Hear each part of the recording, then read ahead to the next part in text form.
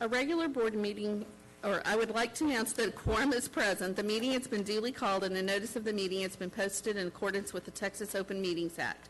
The following board members are in attendance: Tracy Miller, Allison Lasan, Angie Cox, Christy Hassett, Jenny Prosnick, Kronda Timish, and Catherine Sells. We will now convene into closed session as authorized by Texas Government Code, Section 551, specifically 551.071, 072, and 074, and the time is 6:02 p.m.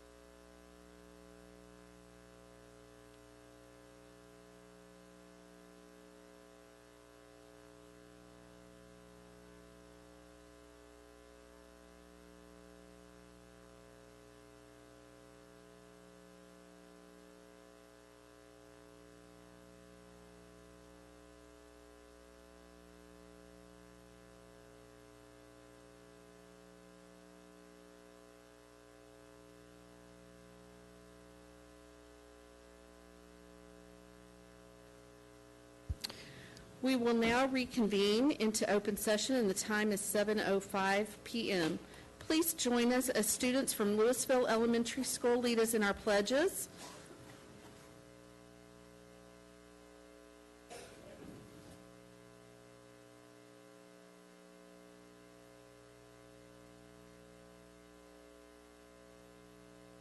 I pledge allegiance to the flag of the United States of America and to the republic for which it stands, one nation, under God, indivisible, with liberty and justice for all.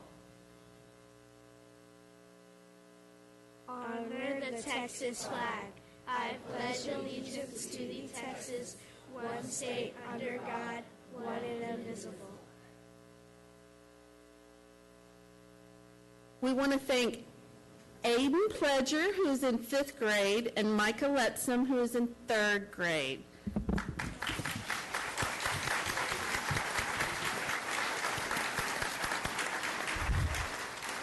And I think their parents are already standing up. Are y'all parents? Thank y'all so much. Yeah.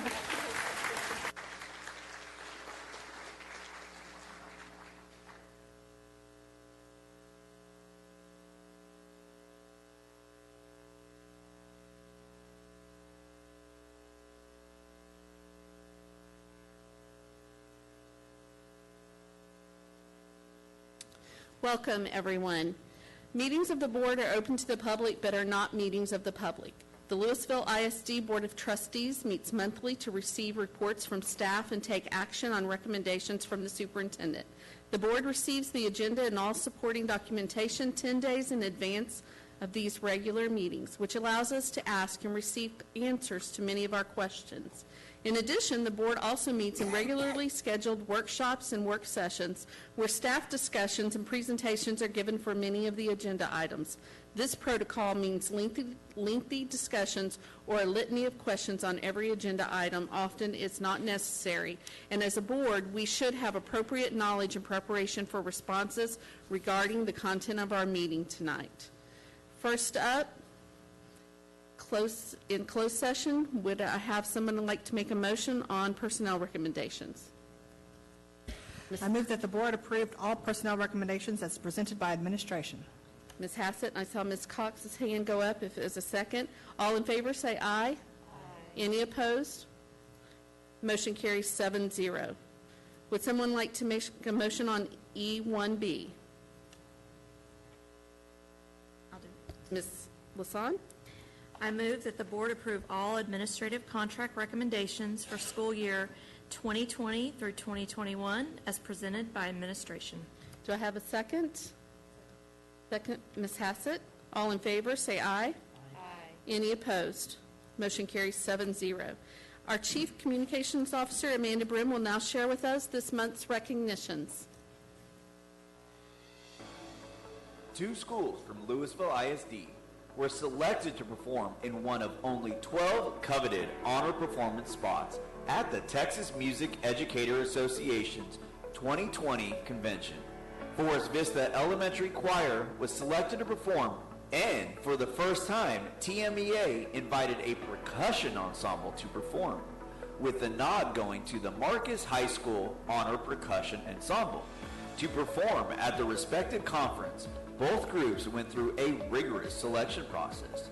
This year, nearly 30,000 people from Texas and beyond attended the clinic, giving Marcus Percussion and Forest Vista ensembles much exposure. Congratulations to our TMEA performers and their directors. LISD Fine Arts has an excellent reputation due in part to performers like you.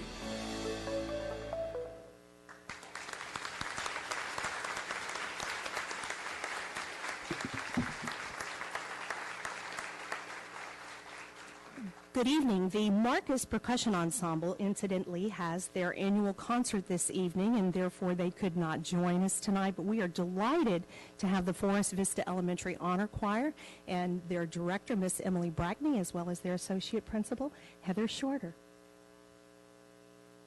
So I've brought 5 students of the 89 who traveled to San Antonio to perform, and as I call your name, if your parents would please stand. Kaden Cooper, Pahul Sabarwal, Eliza Glazer, McKenna Greer, and Elliot Carrier.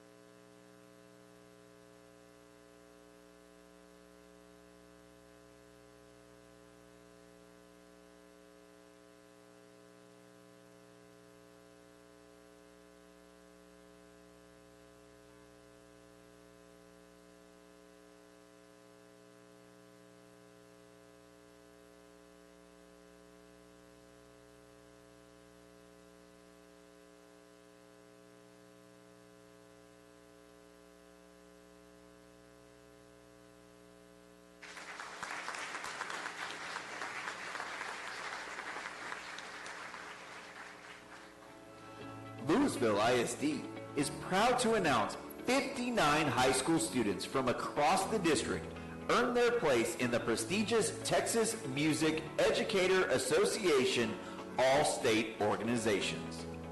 This is the highest honor available to high school musicians in the state of Texas. Each fall, more than 70,000 high school students from across Texas audition to advance through the competitive process. The highest-ranking musicians qualified to perform at the TMEA convention amongst their musical peers from across the state in one of 15 Texas all-state bands, orchestras, and choirs. Congratulations to all of our TMEA all-state students and their directors. Your hard work and dedication continue to help shine a light on the value of fine arts in education. We welcome Principal Russell here to the stage from Flower Mound High School, and we have Mr. Biscup here from the Flower Mound Band to introduce his students. From your left to right, we have Joshua Epps, Gavin Malden, Johnny Al-Nahara, and Jordan Whitehead. If their parents will please stand as well. Thank you.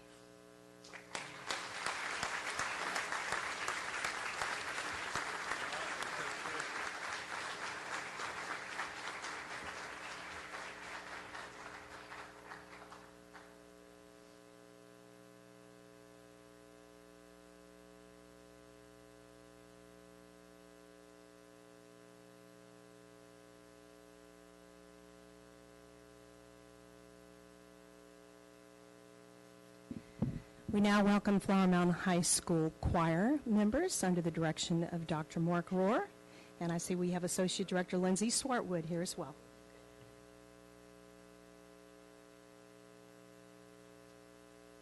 Good evening. To your left, we have Luke Farinelli, Cassidy Montan, and Courtney Parnicky. And if their parents are here tonight, please go ahead and stand.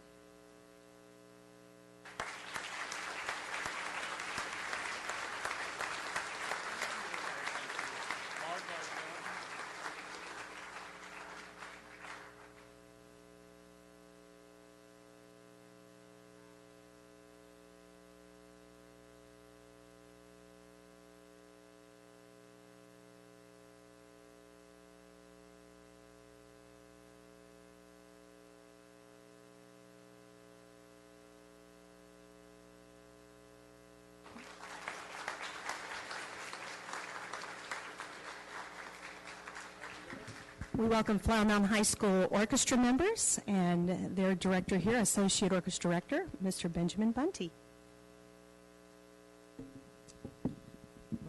Starting to your left, we have Ashwin Narayanan, Peter Singh, Manas Varma, Joseph An, and not here with us tonight, we also have Michelle Sun. If your parents would please stand up.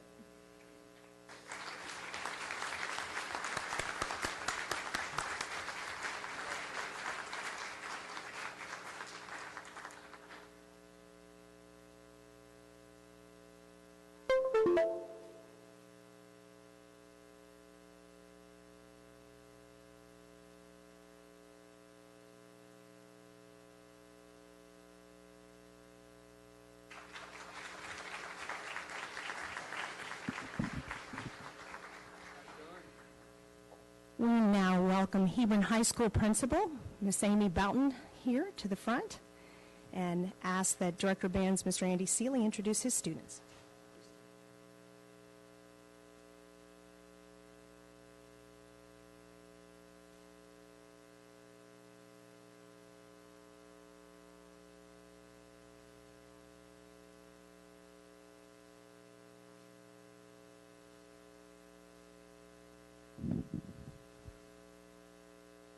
Okay, good evening, ladies and gentlemen. Thank you for allowing us to be here. Introduce our students from left to right. However, they've changed their order a little bit in the last couple of seconds. So you guys give them a wave, give them a little bit of space out there. Starting in the back row, Jonathan Asplin, Ian Boggs, George Cardozo, Drew Carroll, Sehi Chang, Sanjana Chakala, Jaden Coleman, DeMarco De Leon, Parker Freeberg, Sam Hall, Lauren Hannafin, John Krishkow, Giancarlo Lay, Christy Lee, Aaron Min, Emily Park, Isabella Suvalian, Eloy Trevino, Xavier Vega-Yu, Brinley Wade, and the last three students here closest to me are 4-year All-State members, Shinray Cardozo, Peyton Joffrey, and Craig Schroeder. If parents will stand of those folks that are in the audience. Thank you.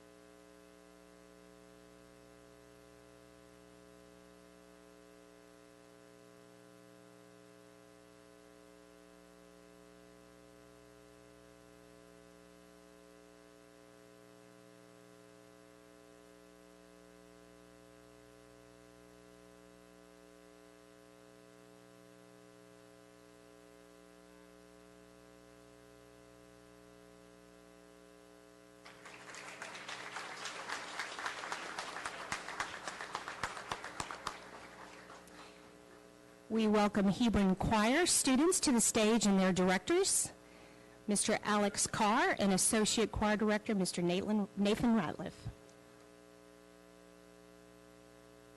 Hi, good evening. So from your left, my right, we have sophomore Jackson Fowers on bass 2, and then junior Macy Newman, soprano 1, and then freshman Audrey Shin, alto 1, and junior, we only have you 2 more years, not 3. Junior Srinidhi Thiruvaganam on alt or soprano 2. If you are their parent, please stand.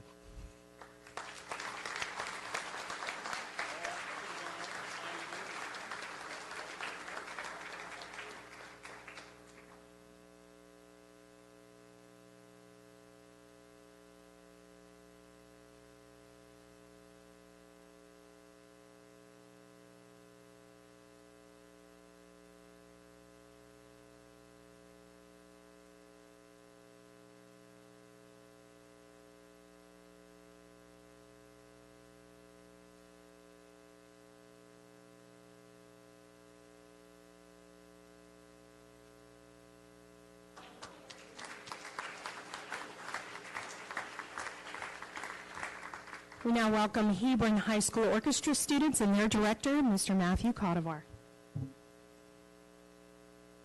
Thank you all for having us. To your left, we have Alice Way, and to the right, Grace Kang, 4-year All-Stater on violin. And thank you. If we can have their parents stand and be recognized, please.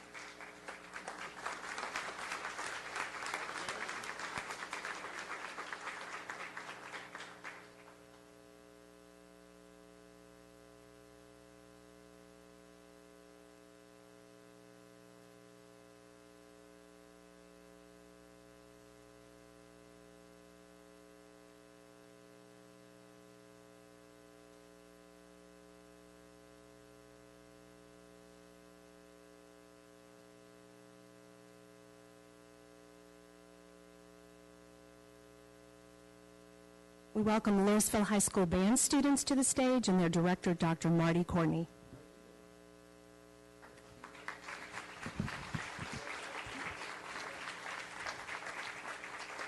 I'd first like to recognize Mr. Jeff Kosh, our principal at Lewisville High School. Our students from your left, first of all, Allison DeRocher, Brianna Guerra, Tyler Johnson, and Hannah Stevens. Would your parents please stand, be recognized?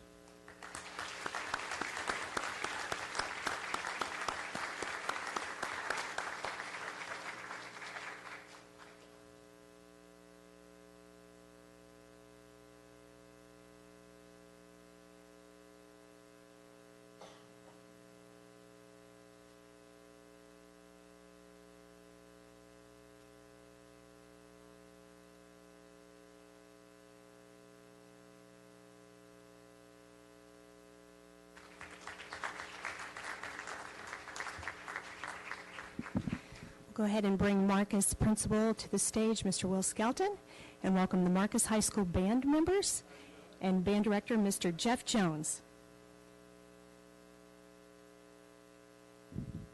Thank you so much for having us. From left to right, Benjamin Ruiz, Sebastian Ruiz, Ian Sarter, and Christina Tang. Their parents, please stand up and be recognized at this time as well.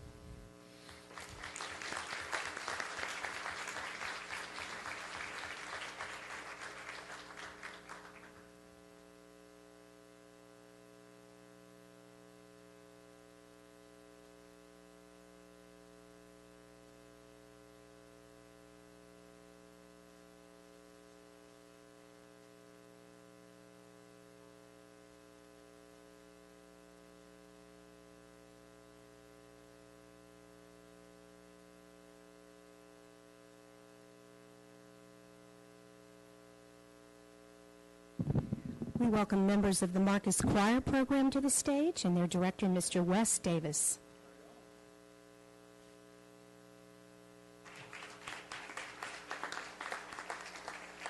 Thank you so much. I want to recognize, starting from your left, my right, Miss Julia Campopiano, Miss Cookie Ludwig, and our 4-year All-State Choir member, Miss Savannah DeCrow. Parents, would you please stand up? Parents, if you're here, parents or families, we're going to recognize you as well.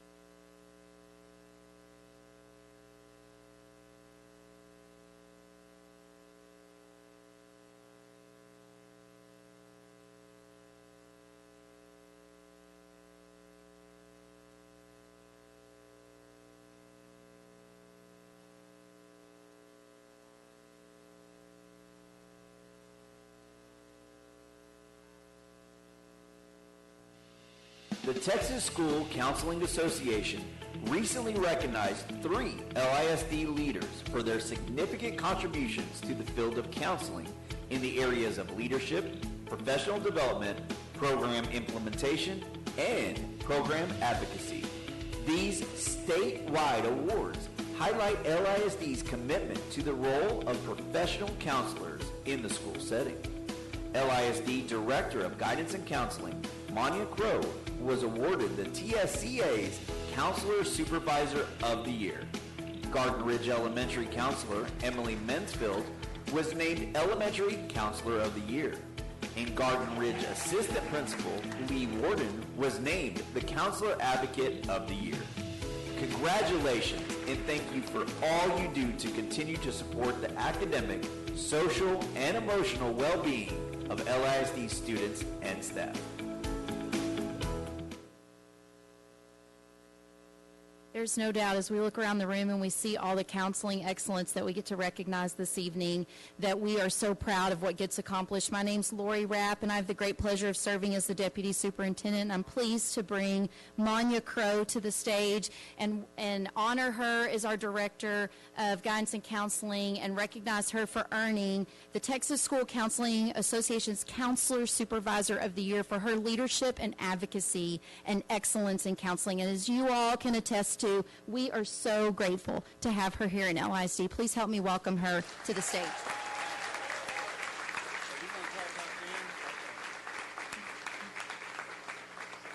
Good evening. Thank you so much. My name is Monia Crow, and I have the privilege of serving these amazing group of individuals. And I want to talk for a second about the two on the stage. Ms. Emily Mansfield of Garden Ridge Elementary was named Texas School Counselor Association Elementary Counselor of the Year, and Ms. Lee Warden, the Counselor Advocate of the Year. They have made an indelible mark on the profession of school counseling, and I am so privileged to be able to stand with them. Please join me in congratulating them.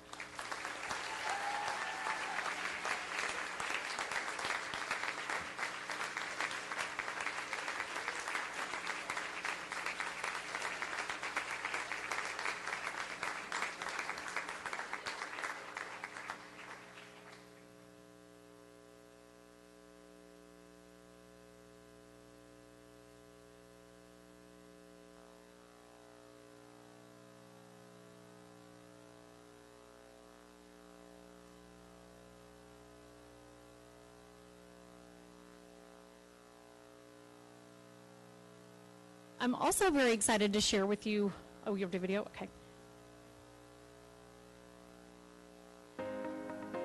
This school year, 26 Lewisville ISD campuses received the Counselor Reinforcing Excellence in Texas Award, an honor recognizing outstanding counseling programs.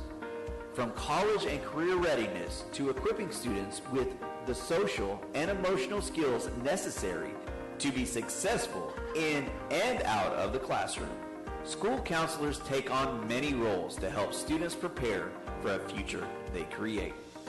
LISD's 2019 Crest Award winners are Coyote Ridge Elementary, DeGan Elementary, Donald STEM Academy, Garden Ridge Elementary, Hebron Valley Elementary, Highland Village Elementary, Indian Creek Elementary, Lewisville Elementary, McAuliffe Elementary, Morningside Elementary, Prairie Trail Elementary, Hicks Elementary, Wellington Elementary, Downing Middle School, Griffin Middle School, Huffines Middle School, Killian Middle School, Lamar Middle School, Flower Mound High School, Hebron 9th grade campus, Hebron High School, Lewisville High School, LHS Harmon, LHS Kilo, Marcus High School, and the Colony High School. Congratulations to these excellent counseling programs. LISD appreciates all you do for our students and district.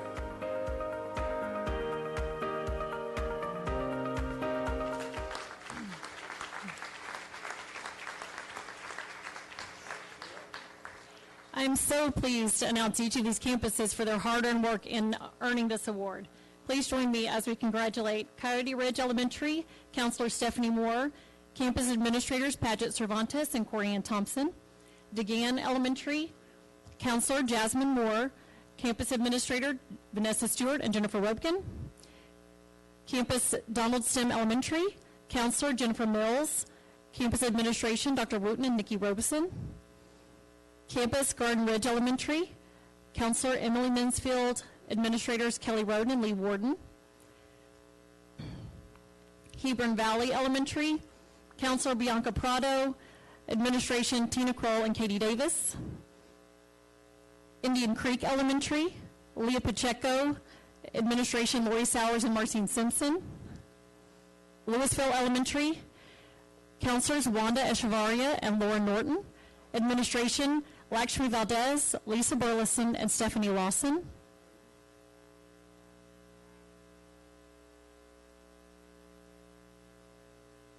Okay. Morningside Elementary, Counselor Gloria Gibson, Administration Rita Bakke and Holly Shelton. Prairie Trail Elementary, Counselor Cynthia Jones, Administration Wendy Vaughn and Dawn Brewstad. Hicks Elementary, Counselor Brooke Stinson, Principals Misty Bevel Nelson and Tristy Rafus. Wellington Elementary, Counselors Tracy Cronert and Stacy Stewart. Administration Tammy Braun, Kaylee Malone, and Marlene Price. Okay, that's all elementary. Congratulations.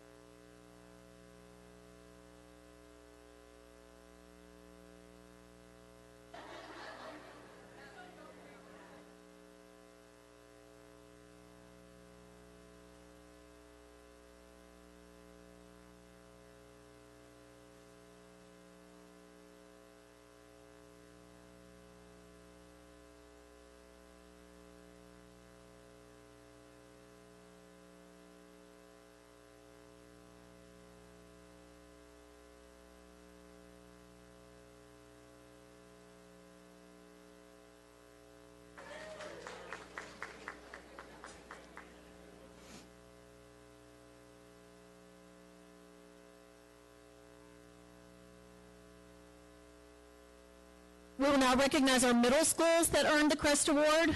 Downing Middle School, Counselors Shelley Bellevins and Ashley Isaacs. Administration, Curtis Martin, Suzanne Beecher, and David Hilliard. Griffin Middle School, Counselors Janae Bradley and Sarah Sarter. Administration, Heather Garrison, Corey Jennings, and Linda Cragen. Huffines Middle School, Counselors Maddie Mackey and Lori Melendez. Administration, Estella Rupert, Scott Smolinski, and Mike Castillo. Killian Middle School, Counselors Anu Daniel and Lisa Ingalls. Administration, Dean Angonia, Mark Lopez, and Trista Abernathy. And Lamar Middle School, Counselors Shakia Easley and Heather DeGroot. Administration, Christy Casal, Nathan Hawes, and Patricia Robinson.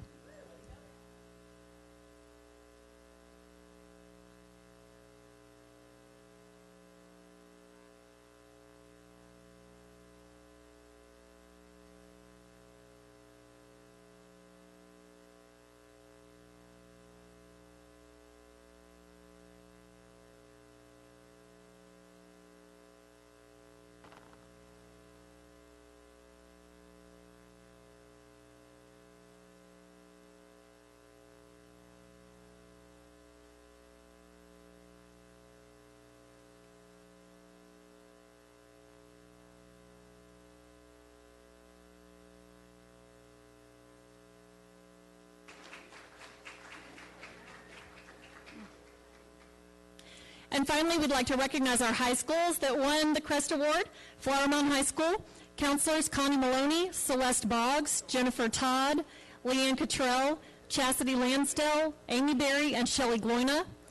Campus administrators Chad Russell, Shannon Knowles, Chris Porter, James Scott, Jeff Leahy, Jennifer Easterling, and Lisa Swan.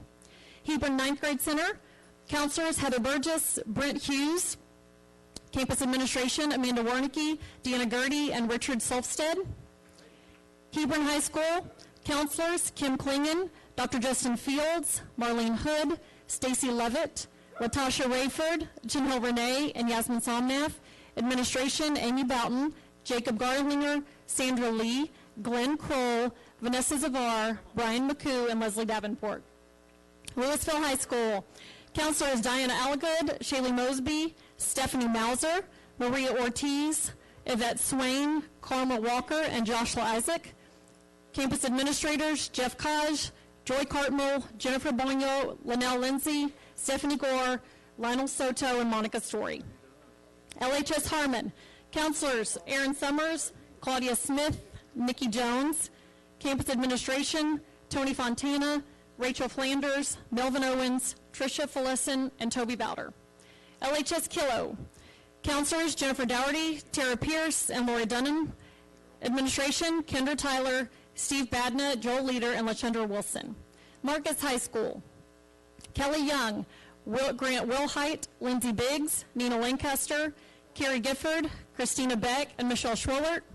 Campus administration Will Skelton, Kyle Smith, Rusty Hamrick, Jennifer Hawes, Jason Mullen, Aaron Harrell, and Dora Loftbohr.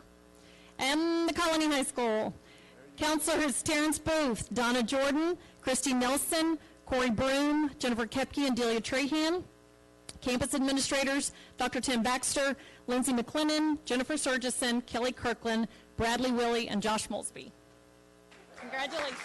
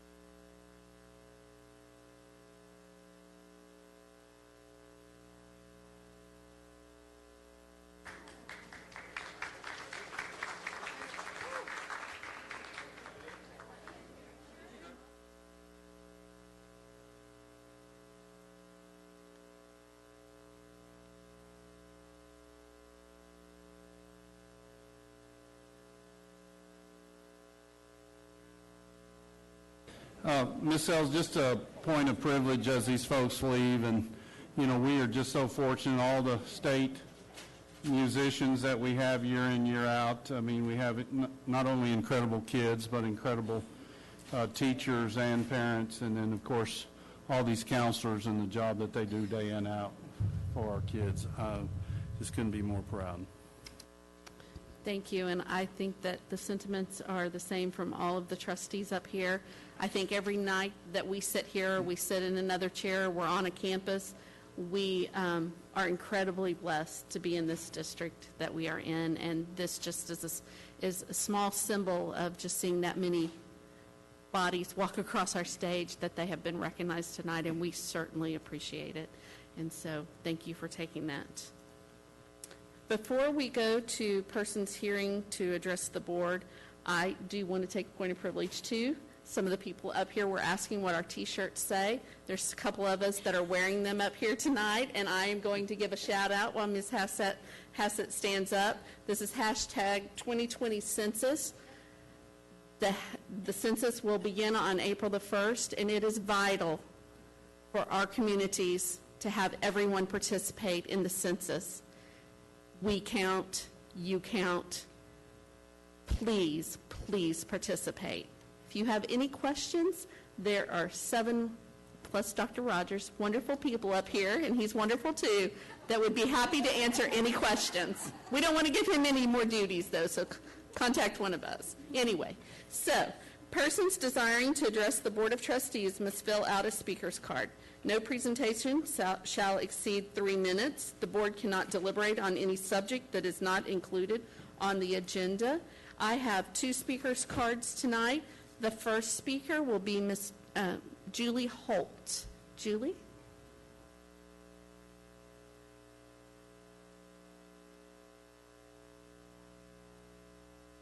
Good evening. My name is Julie Holt, and I am a social work graduate student at Tarleton State University. I'm also a parent of 4 children that attend 3 LISD schools. I'm here tonight to discuss a topic that I've been researching, which is adolescent mental health. And what I have found is that teens are struggling. They're struggling with anxiety, they're struggling with depression, and loneliness. Mental health problems can hinder adolescents from realizing their potential and fulfilling their dreams. According to the Worldwide Health Organization, half of all mental health conditions begin by 14 years of age. In Texas, 12% of youth ages 12 to 17 reported having at least one major depressive episode in the past year. Also in Texas, according to the CDC in 2017, 1 in nearly 8 Texas high school students attempted suicide. This statistic became personal to me this past year when my oldest child attempted suicide. Fortunately, he was not successful, but I feel that loneliness and a lack of connection to others contributed greatly to the downward spiral that led to his decision. Public schools are already making great efforts to educate students and train staff in detection, intervention, and education concerning mental health. Organizations like Communities in Schools have also made a huge impact on young people at risk, as we've seen in our own school district. My son was an example of a teen that would not have been considered at risk. As a college-bound, straight-A soccer player, he appeared to have everything going for him. He also received the benefits of the mental health education that our public schools offer. Yet, for our family, the unthinkable became a reality, which led me to the conviction that all teens must be considered at risk. Inherently, schools emphasize academics, sports, and other activities that propel adolescents toward a successful future. My question is, what is the value of those successes if a child ultimately fails due to mental health issues? Connection with students is the missing link in detecting and intervening in the lives of those who are struggling. Research shows, and Communities in Schools has also shown, that having a mentor or a point person for teens to check in with regularly gives them the opportunity to address emotional and mental obstacles, successes, and growth. Every student needs this opportunity. In my son's case, this intervention would have made a difference. When it comes to educating and intervening in the lives of LISD students, we cannot be comfortable with how we are currently helping, but must continue to be proactive and creative in how we as parents and administrators seek to address the mental health and challenges of our students. Thank you, Ms. Holt. Appreciate that. Our second speaker is Mayer Sandhu. M-A-H-E-R. Okay, thank you.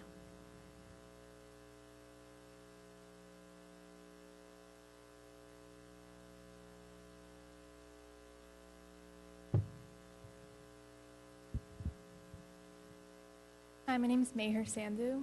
I'm a junior at Marcus High School, and pretty recently I was signing up for classes for next year, and I wanted to know all my options, so I was searching through the LISD course catalog and found out there were a few AP courses not offered at Marcus, yet offered at Flower Mound, such as AP Comparative Government and Microeconomics, classes that I and even my friends would definitely be interested in.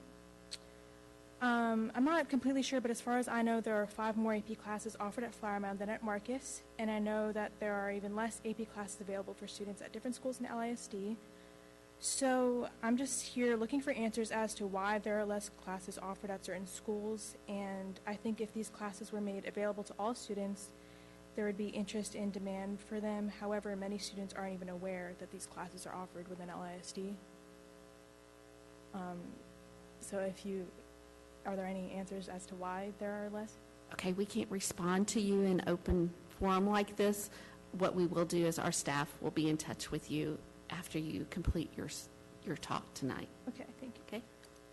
So just to close, I think that academic rigor and enrichment that AP classes provide should be encouraged for all students at LASD and shouldn't be dependent on where the student is zoned. Thank you. Thank you so much.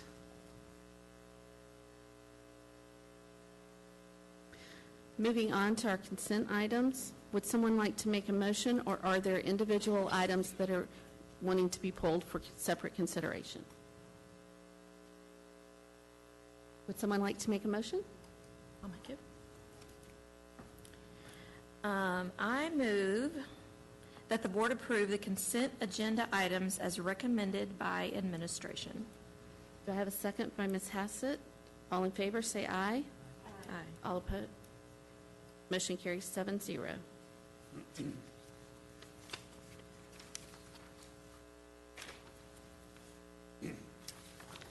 Now we are to information items. Dr. Rapp? Yes, Madam President, members of the board. So we have before you this evening the progress submission for Lewisville, Rockbrook, Durham, and Huffines. We shared the second progress submission. The third progress submission will be due to TEA by June the 5th, and that will be coming back before you as well. As you know, the chiefs are working with the principals of each of these schools regarding the progress of their targeted improvement plans, and we'll have additional phone calls with TEA coming up, and we'll be happy to answer any questions. But thank you so much for reading our progress submissions, and we're proud of the work these principals are doing, and I know you are too as well, and always speak to that. Does anyone have any comments or questions? Okay, Ms. Hassett? I would definitely like to say that we all appreciate all the work that y'all have been doing and appreciate all the progress that you're making for our students. So that's really all I wanted to say, so thank you. There's no other comments or questions. Moving on, Dr. Rapp? Yes, so at this time, I'm going to ask Dr. Miller to come up to the podium, and what we'd like to do is provide you a professional learning update with important happenings that are going on in the work of the learning for our staff in the organization. Thank you, Dr. Miller. Great. Good evening. So it's my pleasure to share with you an update on professional learning for tonight. If you look at the first slide, it's obvious that the professional learning team's been really busy working on supporting the organizational learning across the district. If you look at the left column, the top bullets, like the top 4, those are specific to onboarding for different groups. So traditions, every new LASD staff member goes through traditions. We started that last year. To engross them in Lewisville, what we're about, welcome them to the family, get them grounded in our values and mission. New Hire Week is specific to professionals. Then we have new teachers, which I'll go in a little more depth for you in a minute. And then also we have some stuff for support staff, new support staff that I'll share with you. We have several conferences that we facilitate and put together. If you look kind of in the middle of the left where it says CHAMPS and PBIS, remember at your workshop where y'all looked at Tier 2 and 3 behavior supports? CHAMPS and PBIS is Tier 1 behavior support. So Professional Learning Department supports that in the district. Then there are several things that you hear regularly about because they're in the DIP or the superintendent goals. So that's your PLCs and cultural proficiency and those things. And then on the right we have several leadership development opportunities. These are for teachers and for leaders, current ones and those who want to become leaders. So there are several different options for them. Every educator who has a certificate has to receive continuous learning hours for the state. They renew their certificate every 5 years. So they have to go through continuous learning in order to renew that certificate. As a district, we are a CPE provider. And so all of our professional aligns with what is required in order to get CPE credits. It is important to know that If you go to learning outside of the district, that may or may not align with those CPE providers. So that doesn't necessarily mean you get credit, professional learning credit for that.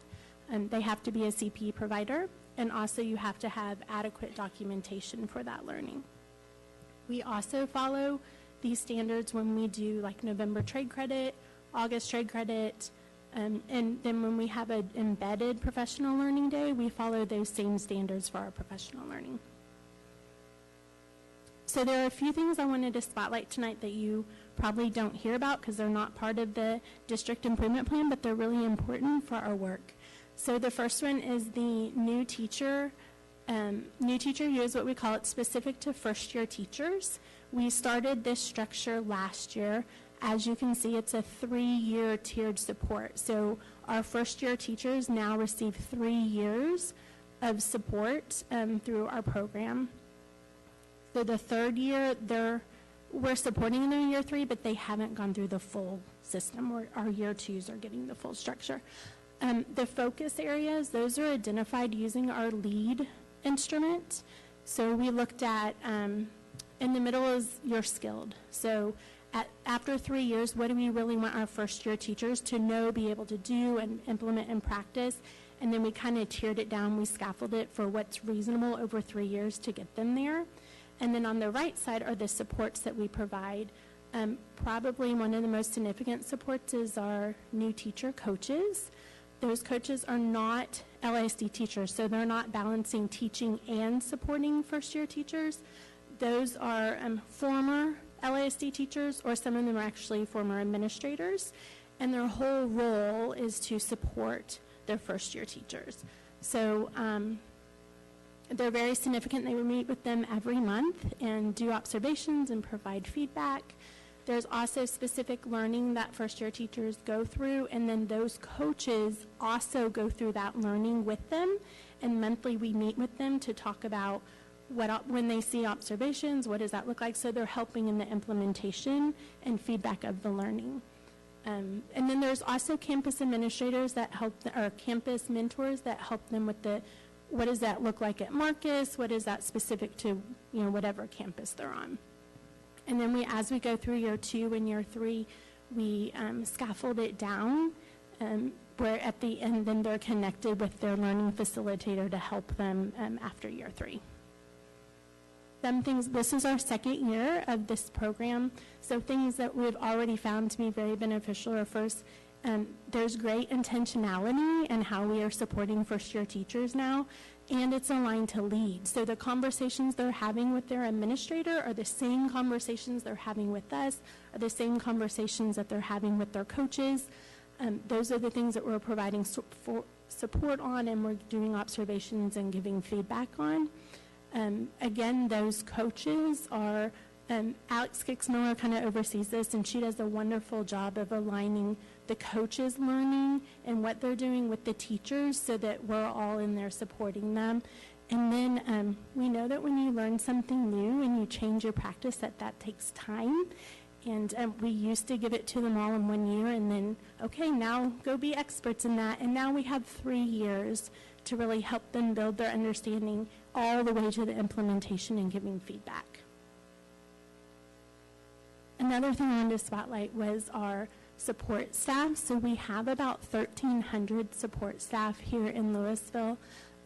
We're called professional learning, but we support more than just professionals. So we have support staff. Those are administrative support staff, so central office, on campus, those are your secretaries, attendance clerks, bookkeepers, and then we have instructional support staff. So those are the aides that are in there helping the teachers.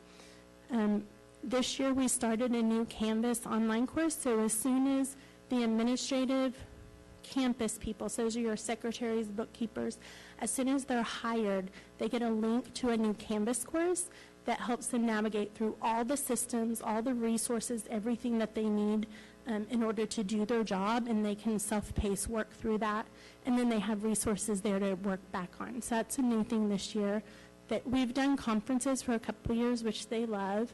And then each one of these learning sessions, we've really based the topics based off of their feedback in their evaluation system. We focus on the knowledge and skills that they need for their job, as well as your attitudes and behaviors for your job. And both of those are in their evaluation system. And then the last thing is our online learning.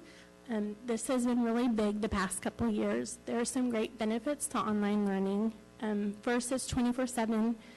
They love to be able to do it on your couch in your pajamas, which is great, and continue to learn. Also, we don't have to pull teachers out of the classroom in order to do online learning, so you're not impacting student learning time, and we're not doing the cost of subs and that kind of thing. And then also, online learning really helps to individualize your learning. We actually have some courses where the participant creates their own pathway of their learning based on what they want to learn. So it's really easy to do that through online learning. All of our courses are in Canvas right now. We have about 50 courses that are open. And then this year, the campuses have really picked up on wanting to do their own courses in Canvas. So we work with them on designing those courses, and then the principal gets the feedback directly to them from those courses. So here is a quick little sampling of what some of those 50 courses are. On the left side are really your attitudes and behaviors, the courses that hit that. On the right side are more of the job-specific courses. We collaborate a lot with learning and teaching, so you'll see some up there from the ESL department, from secondary curriculum, elementary curriculum, digital learning, and everybody has courses in there that we manage. So that is all. I'll be happy to take any questions. And just real quickly, as she finishes, just to say, Dr. Miller's done a great job with the professional learning in LISD, and we're so very thankful for her leadership. Don't get an opportunity to see her very often, and just want to say what a great job she does in leading learning for our school district, too. Thank you, Dr. Rapp. Does anybody miss Ms. Timish and Ms. Cox? Thank you so much for this presentation. I can tell you as a parent who's been in LISD for a really long time and just have known teachers that have come in, that the Teacher University, I am so proud. Thank you so much, because it is, I can't wait to see down the road what this foundation that you're laying is going to be for our teachers, because I feel like this is a rock solid foundation that they're going to really be able to come in, understand our culture, because you're right, it is different in LISD, and we're pretty unique and very special. And so I just can't thank you enough and your staff for doing this, because I think long term, as we know that teachers have a lot when they're starting out as new teachers, and I love the fact that you've got mentors and you've got people that are helping them that aren't already juggling 100 other things as well, that can specifically work with them in their unique bent. I just want to say I love this fabulous job, and thank you so much for the presentation. Ms. Cox. Thank you, Dr. Miller. So my question's kind of on those same lines as our new principals, new teachers. I commend that we're in a phenomenal district that offers endless programs, and the support, I think, is phenomenal. But my question is more of communication lines of, it's really important to keep the open dialogue, especially from the new teachers, of the support they might need, or services they might feel they need, or even, enhancements to programs that we might need to do. So are there surveys done? Not that teachers or principals want more paperwork to do. I'm not encouraging that by any means. But what kind of feedback do we get, not only after the classes they take, but mid-year or just in the middle of the year throughout the process of their year in training? Yes. So we use data and feedback for almost every decision we make. My team is always saying, I know I'm not coming to you without having data in order to tell what decision I'm making. Like, that really is. So we do ask surveys, but we also, the most important thing about professional learning is not that you attended it, but that you implement it. So we do trend walks to look at, and specifically we collect, like, is that a first-year teacher, third-year teacher, fifth-year teacher, like what campus is it on, to see the things that we are doing that they're supporting that. Everything that we do, we have a different way to measure the implementation and to get feedback from them. So we get it immediately, but then really we want it after the fact on how is that working, what else do you need. We also work really closely with campuses and their professional learning communities. A lot of the learning happens in the professional learning community, so when the teachers say, hey, we need some learning based on this, then we work with the principal to get that for them. you feel like you are getting the feedback from, okay, that's great, good. Ms. Hassett? Can you go back to the new teacher university 1, 2, and 3 year? I do love this idea. This is great, especially when you're trying to break it out for the teachers so you don't overwhelm them. My question is, so year 2 and year 3 obviously have things listed that you go deep in. How do we provide lesson design or critical thinking, which they also would need in year 1 without overwhelming them with a deep dive? I'm sure the coaches are instrumental in that, but how else do you provide that information so that we're not missing it in year 1? Yes, so that is a really good question. It's typical in your year 1 that classroom management is the key thing. So we deep dive into that, but they are part of professional learning communities with their department or their grade level all the time, and so they're getting the other things. We also have the coach there, so every month the coach meets with them, they observe them, they talk to them, and so we have a rubric of here are things to be talking about, but we don't get into the heavy, now let's go see how you implement that until the year 2 or 3. Also, can we get a copy of this? I love a lot of the nuggets in this. So if you could just send us a copy of the PowerPoint. Of the PowerPoint? Thank yes, you. Sure. Prosnick? Well, as one of the people who has taken your professional learning, I can attest to its intentionality and to its thoughtfulness, and it was very impactful for me. In Canvas, I'm just curious, are you using the badge system in Canvas? So we haven't started that yet. We've talked about different ways that we want to use that, but we didn't want, so with badges you want to make, again, it's the implementation part, not that I completed learning so I get a badge. So we haven't got there yet. We're trying to identify what are key things that we would want people to earn a badge in, but we are going to try the badging system with Thrive. So Very Thrive is exciting. going to be based in Canvas this upcoming year. So we're going to try it in Thrive and see how it goes. Thank you so much. Mr. Miller? Thank you. I'm particularly interested going forward in hearing about not just the teacher PLCs and that type of thing, but where we have a teacher coach type thing based on board direction that we gave last year. You know, what are we doing to measure the efficacy of the PLCs that we're working with new coaches?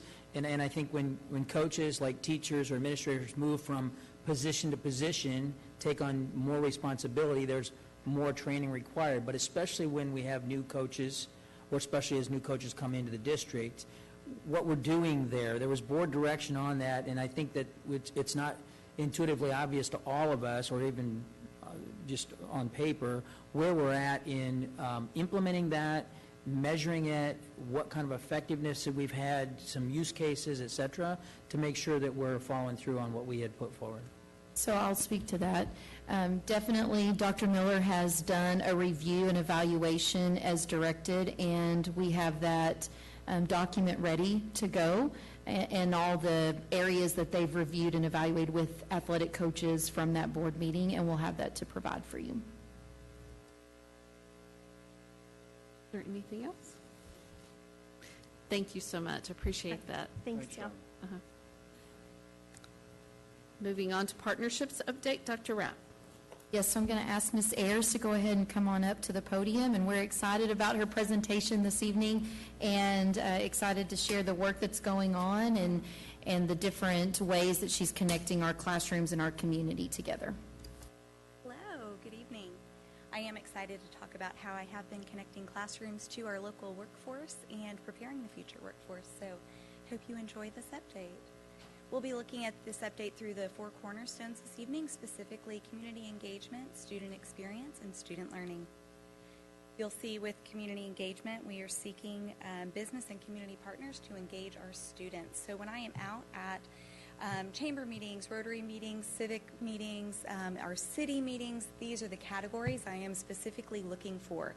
I go armed, ready with at least 2 to 3 ways that businesses can get engaged.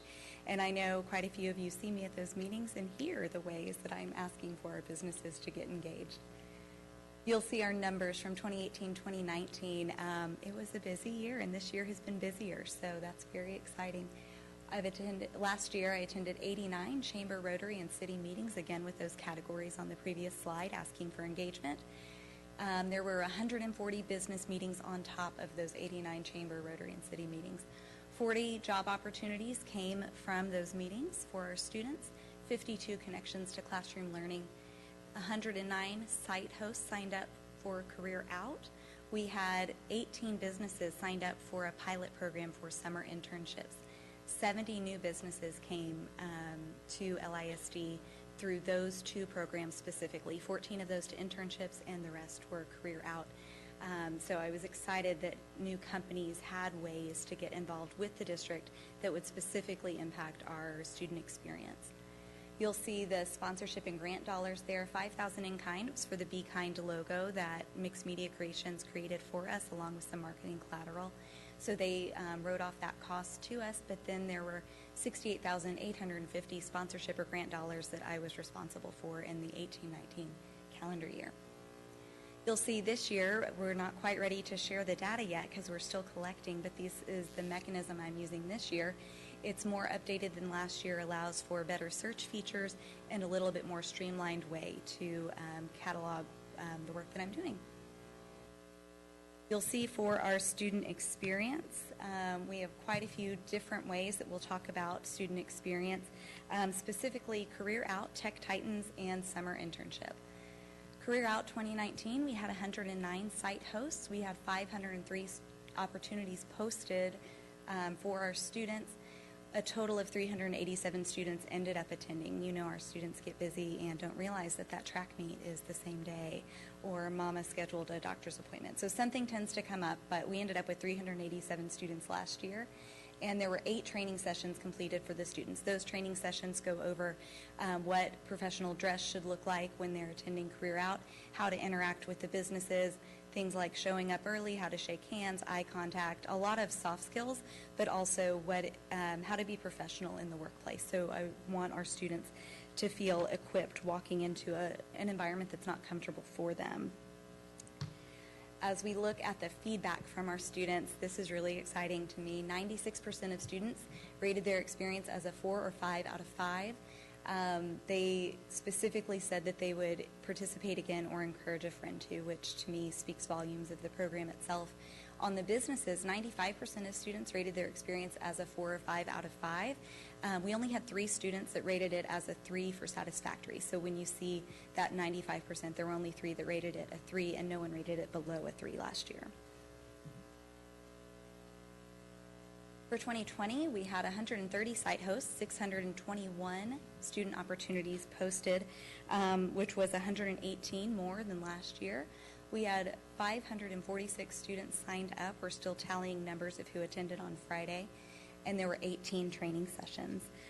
But in all, from those who did sign up, we did have 116 more students sign up this year. So we'll wait and see how many more attended than last year. I'll move on to our Tech Titans program.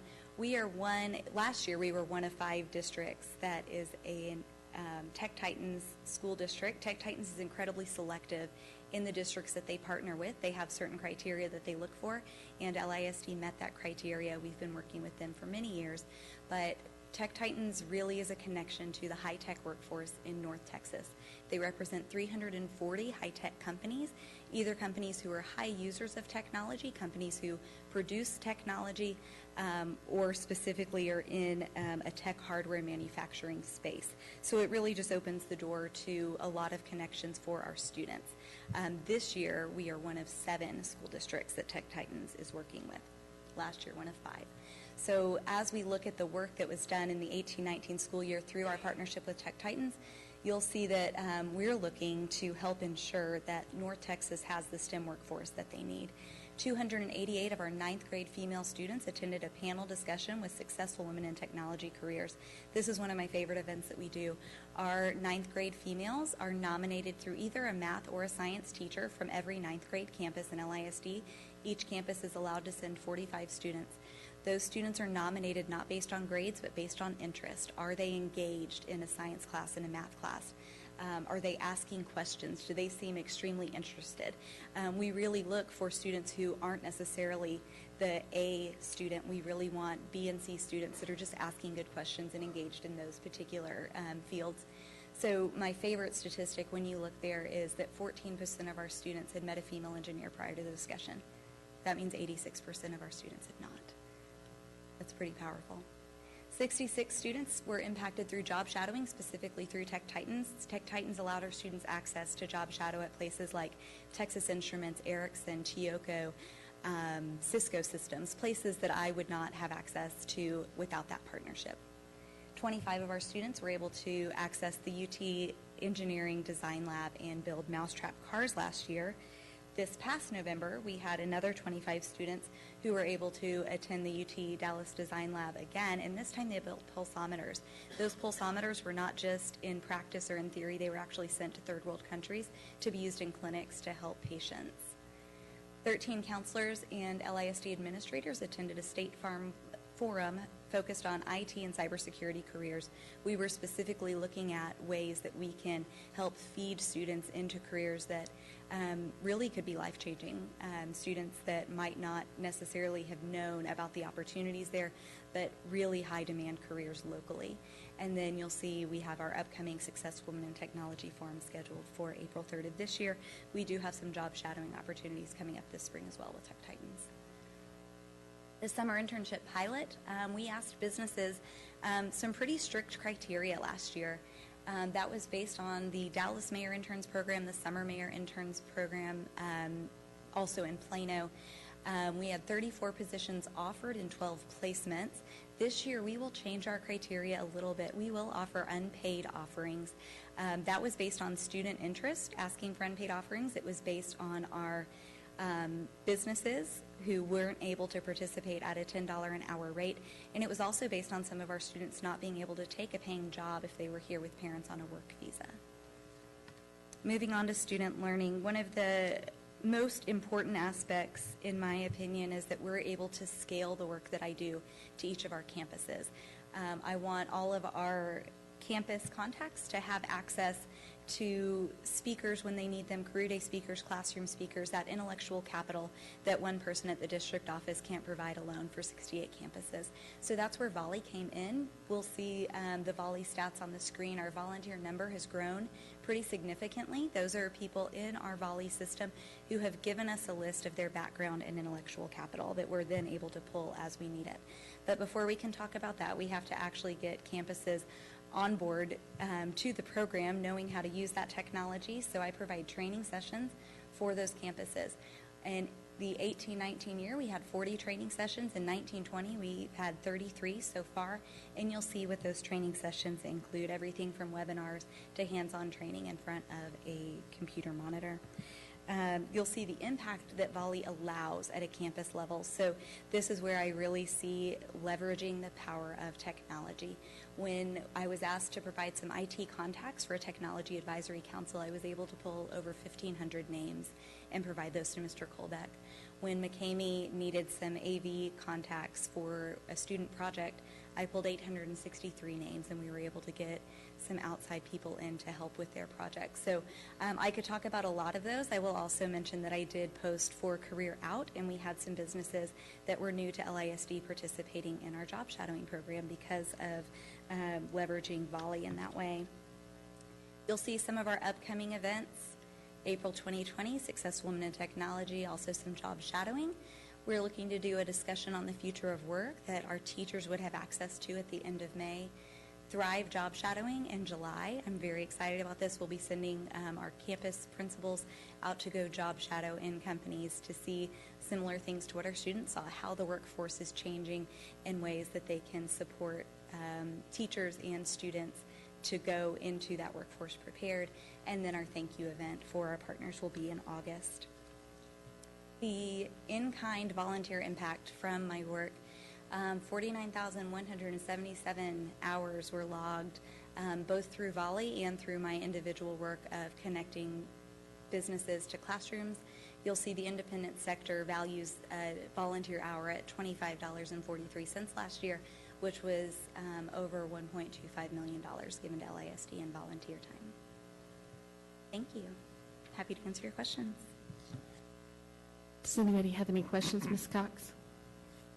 Well, Ms. Ayers, I just want to say thank you. You've done a lot of great work, and I have seen you at a lot of the Chamber and Rotary and functions, so you are definitely getting LISD out there, and I appreciate all your work. So my question is more, though, for you, Dr. Rogers, is where might our next incubator place be? Yeah, that's a very good question, Ms. Cox, and actually we've been working on both sides of the district. Of course, right now, as you know, it's at LHS, mainly due to a grant from Mary Kay and that went through the city of Lewisville. So we have been planting a lot of seeds, both on the west side of our district and the east side. And right now, if we had to guess, we're the city of the Colony with the Colony Chamber has really stepped up. And so we think that not this year, not in 2021, but in 21-22, we plan to start that on the east side. That still gives some time for us to continue to kindle the fire on the west side.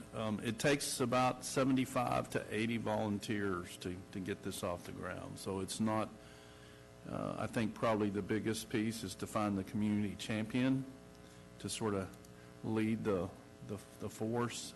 Certainly there's some money involved too, but to find 75 volunteers that are steady volunteers, I think is the hardest load. So I don't know if I misspoke some of that. I think we've certainly had those discussions.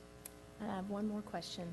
Sure. So my next question is, I know the district is making connections and conversations, but I saw UT Dallas in there a couple of times. So what kind of connections are we having Lindsay make with UNT, TWU, Collin College, North Texas, and Midwestern that are partners with not only our dual classes, but what kind of connections or maybe things they're offering that our kids could do on those campuses? Yeah, the first off, I think the UTD thing is actually through Tech Titans because, you know, that's right in the middle of that area. As far as work that we're having to do with UNT, TWU, and our community colleges regarding dual credit, we are continuing to be in discussions with them as far as expansion of dual credit CTE courses.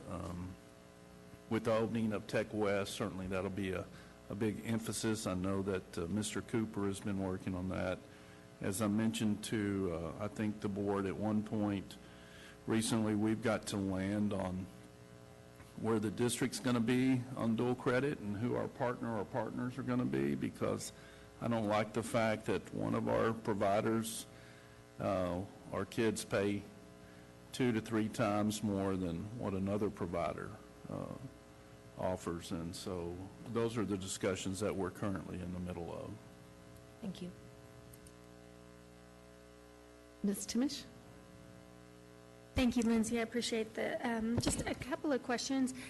Do you know, and I know, how many came back from 2019 to 2020 businesses that hosted in 2019 came back to be a business sponsor for Career Out this year? I'd have to count, but I could get that to you later this week. Okay, because I was curious, so with that would be just as a business who really got to participate this year and really enjoyed it, is just, do they have to sign up every year, or do you just keep our email and remind us every year that it's coming out? Yeah, I just remind. And the second is really what I want you to say. I'm pretty diligent with reminding. Okay, because I think as a business, sometimes we just forget, and it's really nice when you just reach out to us, and we're like, oh yeah, you kind of just assume that we did it the first year, we're going to just do it continuously, and so I would just love to put that on your radar, because I think this is a great opportunity for our students. Anecdotally, I can tell you quite a few because I reused some templates, and so it was nice to be able to just copy some things over. So, yes. Perfect. That answers my question. Mr. Miller, do you have anything before I move on? Okay. On this side, Ms. Lasan? Thank you for all the work you do, Ms. Ayers. As I was kind of going through this, I realized that, you guys have really pulled some neat things together that, I think none of us maybe would have thought of, or known that was available. So it's very exciting. How are things going with volley this year? I know you probably got a lot of negative feedback the first year that we implemented that, but that's good that you have so many. It looks successful. So are you getting a little bit better responses and feedback this year from volley?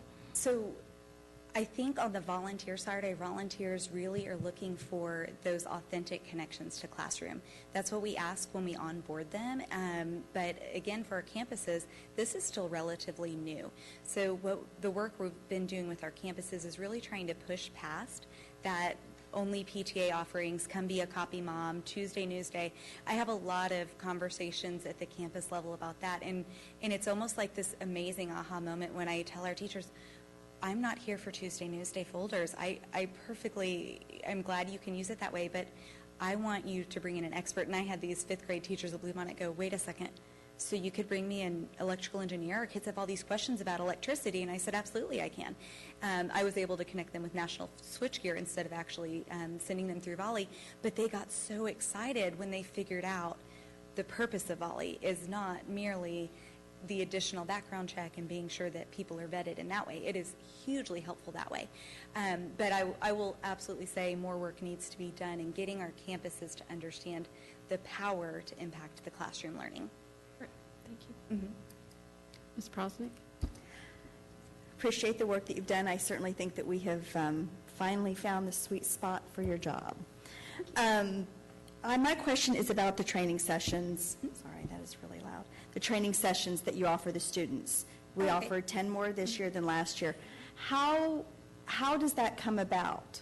Like, does it happen during the school day? I'm kind of curious how that works. Yes, every one this year happened during the school day. Last year, I really relied on the campuses to give me an idea of when their students would be available.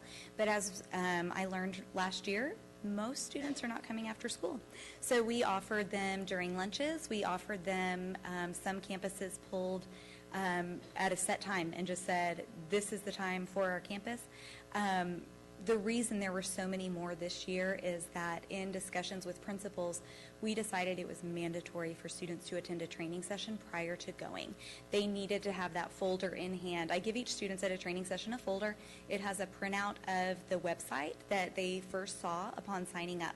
That website has the address, it has a map, it has the company's logo, so there can't be any confusion, we can hope, at that point of where they're going, what logo they're looking for when they drive up, things like that. So they're also given a lanyard that they can wear to indicate that they're a volunteer when they're on site. They're given a thank you note, and then they're also given a verification of attendance form. So if they were to come and shadow with you, Ms. Prosnick, you would sign their form. I know it would be so exciting. You're so busy. Genuinely, you're so busy. But they would have you sign it to verify that they were with you that morning. When we're sending out almost 500 students, obviously me or even our staff isn't going to be everywhere.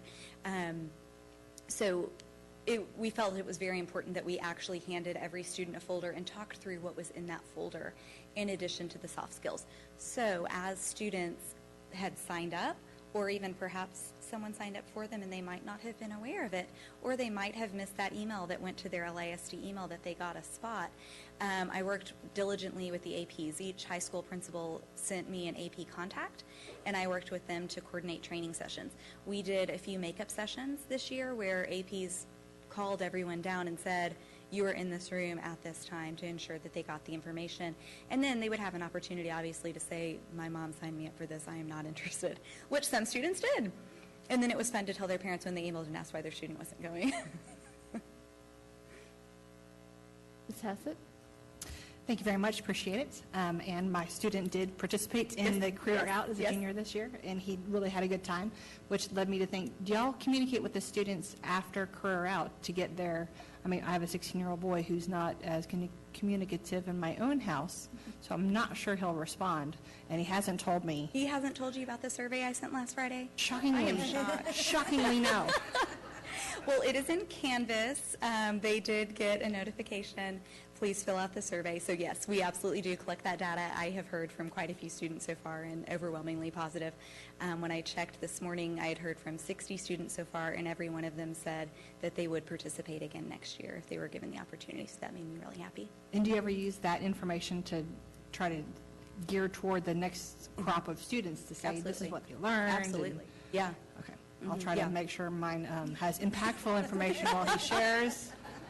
Please do. Miss I Hassett, can quote him. don't take it personal. That's pretty normal for a He's my- 16-year-old boy. Mine are all like that. Okay, so then, Thrive job shadowing. That's a wonderful thing to do. So I'm so glad you thought of that, and I just can't wait to hear. I wish how I that- could take credit for that. That was Dr. Miller and Dr. Rapp. Well, Dr. Miller and Dr. Rapp, I love this idea. I'm just thrilled that the teachers or administrators will be able to do that, and I would love to hear results, but how they thought that went when it's over. So thank you so much. Absolutely. I'm excited for that opportunity.